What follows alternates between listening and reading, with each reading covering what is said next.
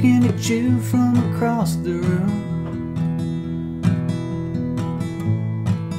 About time I got mine up. You might tell me, boy, hell no. But hell, what can it hurt? 'Cause I just wanna spin. Hey there friends, how's it going today? David Potts with Song Notes here, and today I'm going to show you how to play the Morgan Wallen song Spin You Around, the 124 version. Really awesome acoustic riff you hear in the opening measures of this song. Give that riff a listen. Even if that riff alone is something you want to learn, this lesson is going to take care of you there and you'll be in good shape. So this one's going out to Keith, Tony, and Dale. The three of you, I appreciate your membership on my Song Notes website, and I appreciate that you wrote in asking for this song. When multiple people write in asking for a song, your emails got me to listen again, and it got its hooks into me. So hope you enjoy, and everyone else watching, hope you enjoy as well. This is a really fun one to learn. I'm going to get on into it. Just skip ahead if you're looking for something in particular, right? I'm not just going to show you the full version and expect you to copy me out of the gate. This is a tricky riff. I want to show you the sort of building block, basic things that I went through when I was learning this over the past 4 days. And I have the tabs and all this written up on screen. And if you want to get my practice notes, head on over to my lesson page at songnotes.net and you can find them there as well. All right, so let's get into it and have some fun. So first up, this is important, and this is kind of a weird thing. Capo 2nd fret, but we're going to do this weird thing where the capo is only on the thinnest 5 strings, okay? What that lets us do is stay in standard tuning. We don't need to tune down to drop D, but because of this capo situation, the low E string effectively is going to be a whole step below what it normally would if the capo was on properly. So it lets us do this 6-string D major chord as if we were in drop D.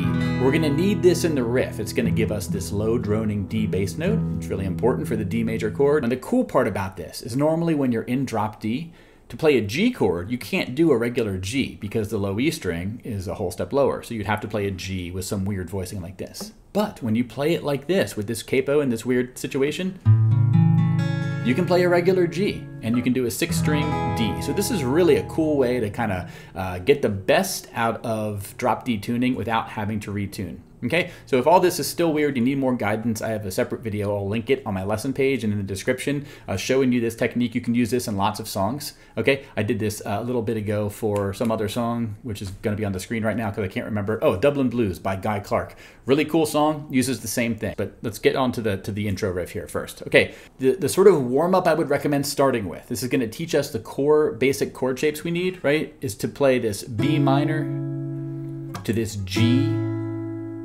to this D, to this A, okay? This is 4 measures, 4 chords. If you can play this, you can play the whole riff that's to come. I'm gonna sort of walk you through what we add to this, but this is sort of the prerequisite, I would say, okay?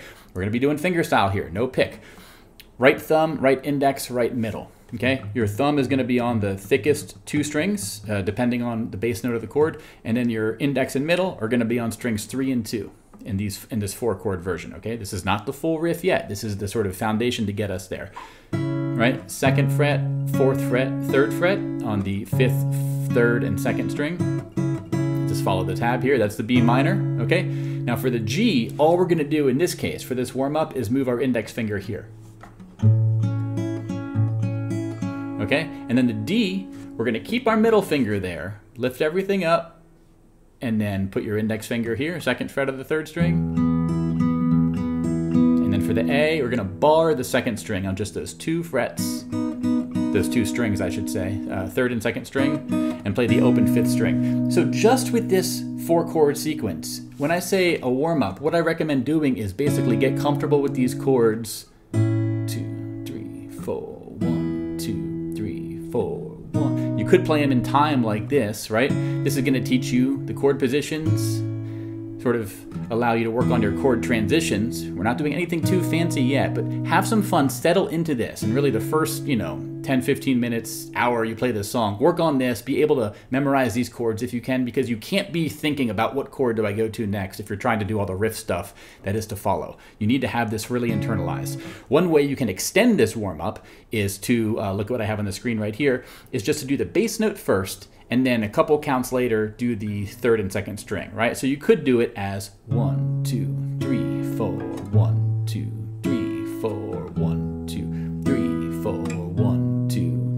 again, right? 2. Slow it down if it's too fast. And if you can't do it in time like this, just take it slower and play it freely, but you know, after some practice, you'll get a bit more fluent and you'll be able to kind of settle into a very basic groove. And that's the name of the game with music and playing something, right? You want to settle into that groove, even if it's a slow, rolling rhythm. It's going to sort of help you feel the groove with things. So that's going to be the sort of getting into the door, right? Now, the next up, we're going to look at the variations of these chords. This is where things get the most tricky, in my opinion. So if you stumble here, give it some time, give it some patience, practice those warm-ups, and let's look at these variations. So for each of the chords, right, the full riff looks like this.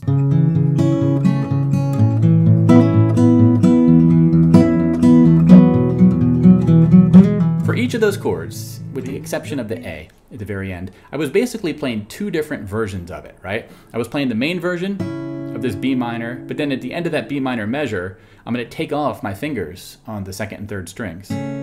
So get used to going back and forth between these. Your fingers need to be able to, right, if this is, you're learning Spanish in class, right, Spanish classes, I took that in middle school, high school, and college. This is like vocabulary. You need to know these words or these chords without thinking, right? So spend time getting comfortable with them. This is not necessarily musical yet, but this is the positions our fingers need to have memorized. Now for the G, here's the deal. We have to use different fingers here. We need to use our ring and pinky on the second string and third string, and our middle finger down here. This is probably the trickiest part, is getting your fingers used to doing this. If you've learned Feathered Indians by Tyler Childers, he uses this same weird G major chord shape. So it's one that you can get mileage out of. You can use this in other songs, right? Basically, you need to be able to do this, okay? This is for the G. And the trickiest part is going from that B minor and then to that G. It took me a long time to get comfortable with that. I kind of learn it one finger at a time. B minor, okay, to the G. Again, we're not worried about a rhythm just yet. We're worried about learning these chord shapes, okay? So third fret, second fret, third fret on the sixth string, third string thing, and second string, okay? Now the D is nice and easy, fortunately. We're going to keep our hands where we were for the G, and then just basically add this pinky on and off. And then the A is going to be just the A, right? Open, second, second on the fifth, fourth, and third string. So again, you have to have these sort of memorized, and your hands need to be able to move to these positions. This is something you want to bite off, get my practice notes, spend time practicing this, right? Get into a groove.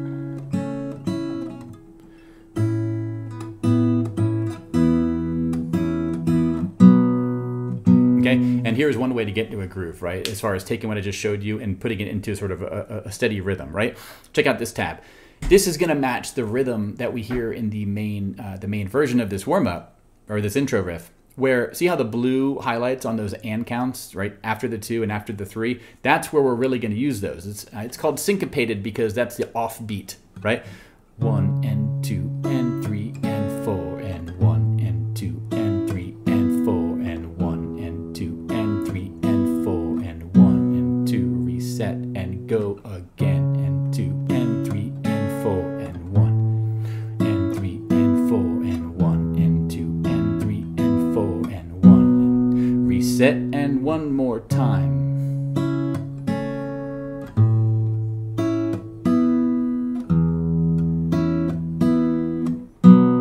Okay, so you see what I did there? Again, this is probably going to be the trickiest part of learning this entire thing. It's really stubborn. My fingers were stubborn. My ring and my pinky are probably my least, I had the least dexterity and least control over these fingers compared to these two. But you have to get them to be able to go there in order to do the cool stuff that's yet to come. So this is something that might take you a few days to get into. But again, check out the practice videos I have on my website. I'll just loop through the exercises for the beginner warm-ups, for this one right now, and for some of the future ones. There are separate videos. You can use those as sort of checkpoints. Like if it's a video game, you play, you get to a checkpoint, and once you master that, then you can kind of work on the next one, getting to the next checkpoint. So that's how I'll treat these exercises, okay? So the next thing is, once we have that under our belt, we want to work on the bass notes, because the bass is going to be a constant thing in this riff, right? The bass exercise I have tabbed out here looks like this. So you see it's 4 measures, and you're going to see these circled notes, the yellow circle. Those are notes we play with your picking hand, which is your right thumb. If you're right-handed, your right thumb is going to play all those circled notes, and those are all on the quarter notes. So if we just played the circled notes, right, it'd be 1, 2, 3, 4, 1, 2, 3, 4, 1, 2, 3, 4, 1, 2, 3, 4, 1, 2, 3, 4. And when you look at the main full riff that Morgan Wallen plays in the intro to this song, your thumb is playing those notes the entire time. So the point of this exercise is really to train your thumb to have a steady, pulsing groove that's played at a steady beat, and it's almost like an engine, right, or a locomotive, a train that's chugging along. While all this other fancy stuff is happening with your other fingers and the other strings, the thumb has to be automated. That's why this exercise is included here. Now, the other thing you're going to see is your index finger, your picking hand's index finger. That's your right hand if you're playing this right-handed. That's going to be playing the 4th string note, which is typically just the open 4th string, but on the A, it's going to be the 2nd fret of the 4th string. Okay, so the exercise is going to look like this. I'll just play it once or twice.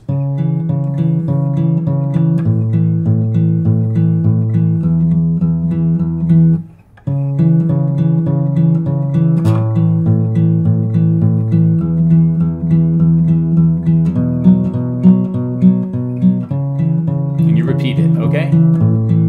And I do recommend using your left index finger for the B minor bass note and your left middle for the G major bass note, because that's what you're going to do in the actual riff itself. So again, see my practice exercise if you want to just reference this on my lesson page. But again, this is important to just train your thumb to be able to do this on all the quarter notes without thinking about it. It has to be automated, because it only will get harder once we bring in all the other stuff. So now once we have the bass notes down, we're going to add that to the sort of syncopated rhythm stuff we looked at previously, right? So the exercise here is going to look like this, right? So we get into our B minor shape.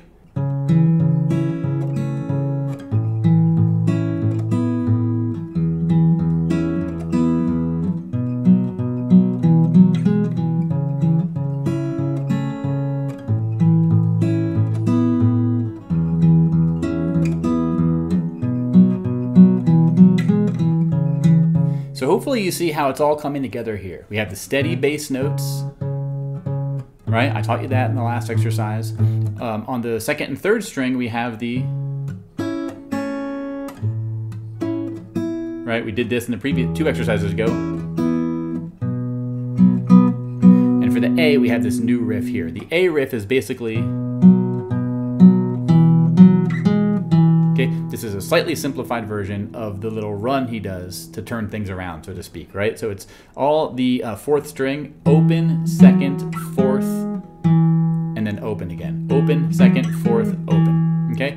So you see how we're gonna add on the and count, just after the 1, we're gonna add that open 4th string for everything except for the A. So this is not quite the full version of the riff, but it's almost there. You wanna have this mastered if you can, right?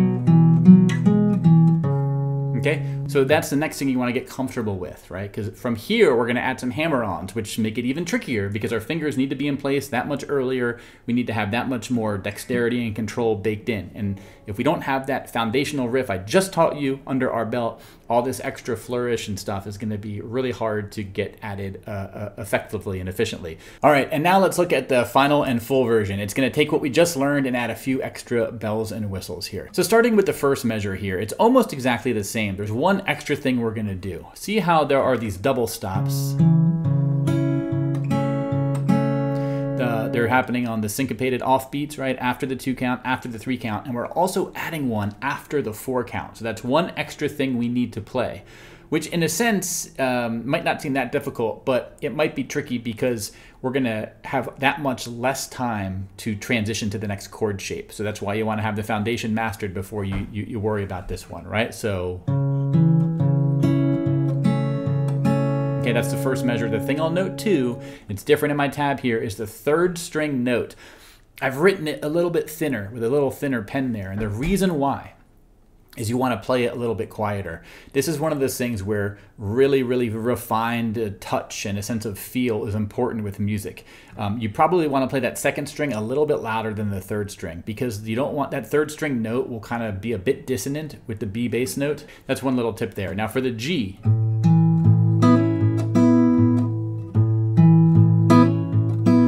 What we're going to do there is basically we're going to start with that second fret and third fret on the third and second strings, but we're going to hammer on with our pinky. This is tricky because you have to, number one, you have to get this finger here in time, you know, and then you have to do a hammer on with your pinky, which is hard. So if this is tricky, just use the version in the previous exercise where you don't do the hammer on.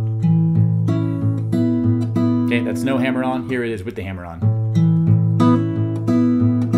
Okay, another thing is we're going to add that third double stop on the and count just after the 4. So the first two measures in full sound like this.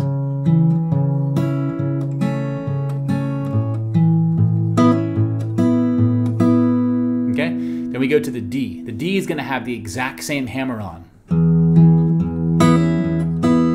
But then for the third double stop, we're going to switch to the A major bar half a beat early, right? This is, just see this, the second fret notes on the third and fourth string. Just basically view that as the notes that are in the A major we already learned a few exercises ago, but this is happening just before the A major properly begins. It's called a push chord change. And that's actually one thing that characterizes this riff, is all those double stops. The second and third double stop of each of these clusters are coming from the next chord. So if we look at our B minor, the open second and third string, that's coming from the G chord, right? If you did a G like this, now we're using this sort of G triad with this bass note. That's where we get this weird triad form. But then this is coming from the D, then we switch to the D.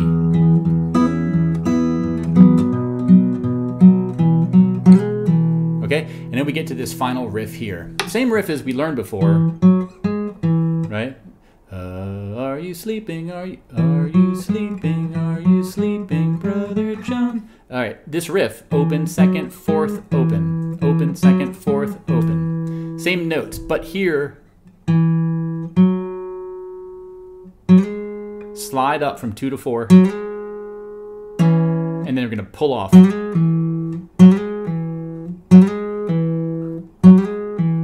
Just sort of, when I'm pulling my middle finger off, kind of flicking my middle finger down a little bit so it flicks the string. This is a pull off. It can be tricky. If it's tough, just use what was in the previous exercise where it's individual notes. Okay, but if you can, do that slide and that pull off. It really adds a bit of elegance to it. So here's how it sounds, this full intro riff, when you play it slow and you put it all together, okay?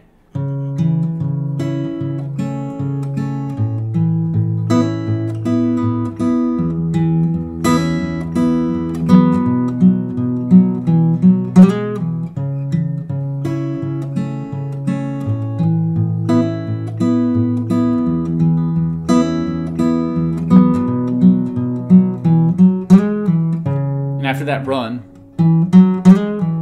you had to get to that B minor bass note for the next time the riff repeats, because he does this riff twice at the beginning of the song and then after each verse or after each chorus or whatever. That's basically what it sounds like when you put it all together.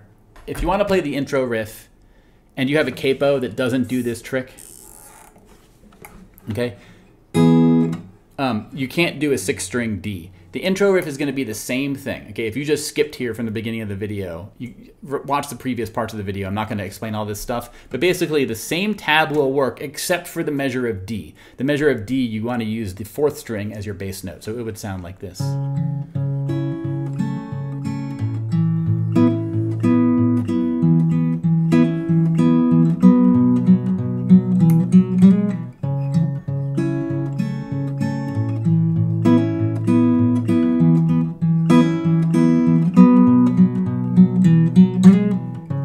Not a huge difference, it's just that D bass note. It's the 4th string instead of the 6th string. This has a much more rich sound.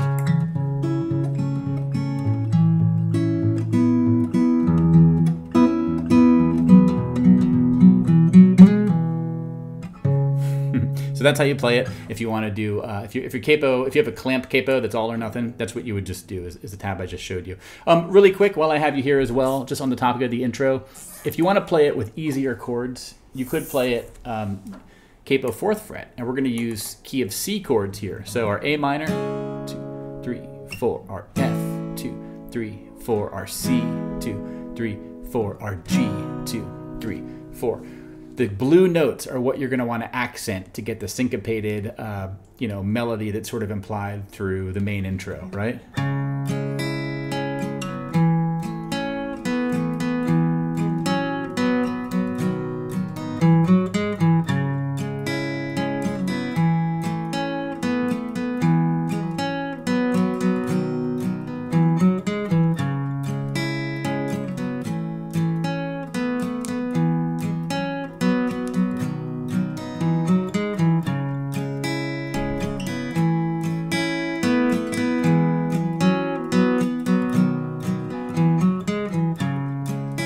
Okay, so I've showed you the chords and the main melody notes. You're going to want to bring your own strumming pattern. You could keep it really simple. Just do all those blue notes on the up strums.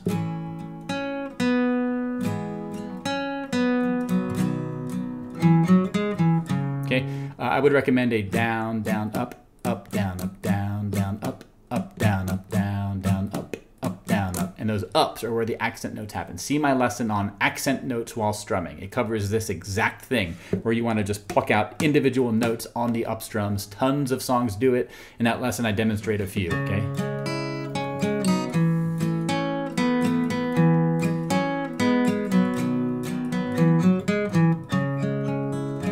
Okay, so that's going to cover it for the intro. I showed you the main way it's played, I believe, on the album version. I've also seen a guy on YouTube do this with no capo using key of E chords, right? E, C sharp minor, A, and B. That one kind of feels nuts to me, really hard to play. I have no idea how Morgan or his guitarist is playing it, but between the capo 4 with key of C chords, capo 2 with key of D chords, or what the other guy teaches, capo 0, key of E chords, that's an option for you as well.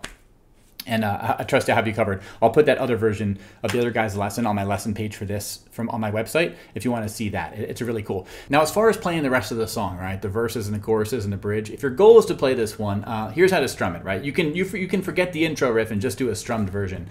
Here's what I would recommend doing. Number one, I'm going to be using the key of D capo 2nd fret. Okay, so lots of D, G, and A. Okay, whether you have a capo on with this 6th string thing or not, just capo 2nd fret.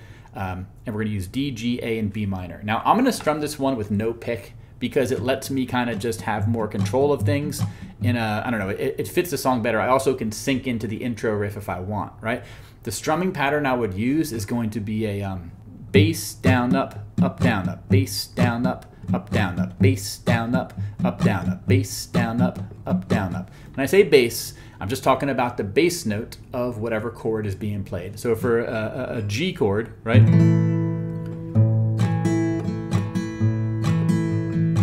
Then do a D.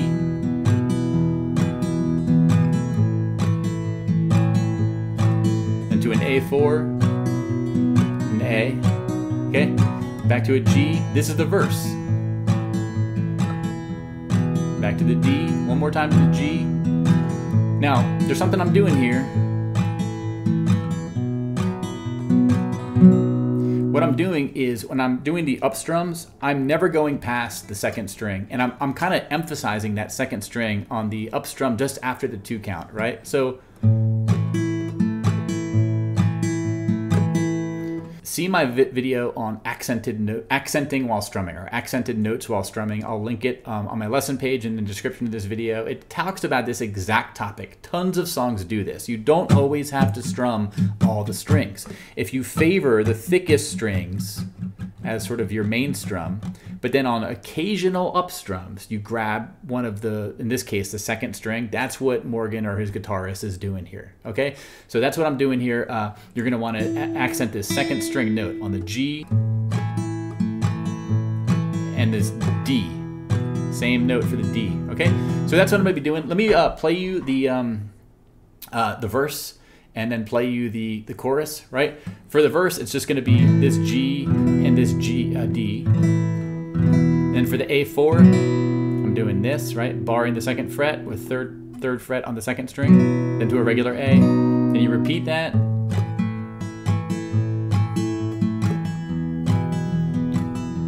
Back to G,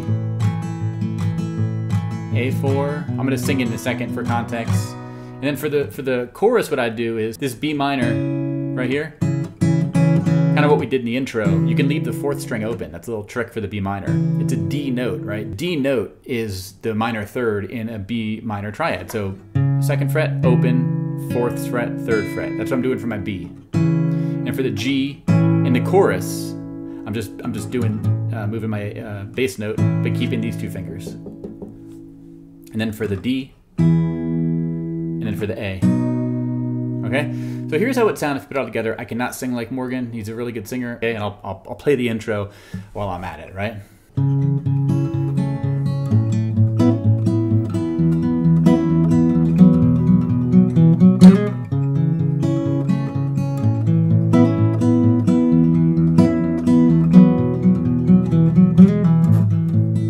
Been looking at you from across the room. About time I got mine up. You might tell me, boy, hell no. But hell, what can it hurt? 'Cause I just wanna spin you around the dance floor, get you drunk on a love like mine. Might wind up and steal a couple kisses, get your digits if I can find the right line.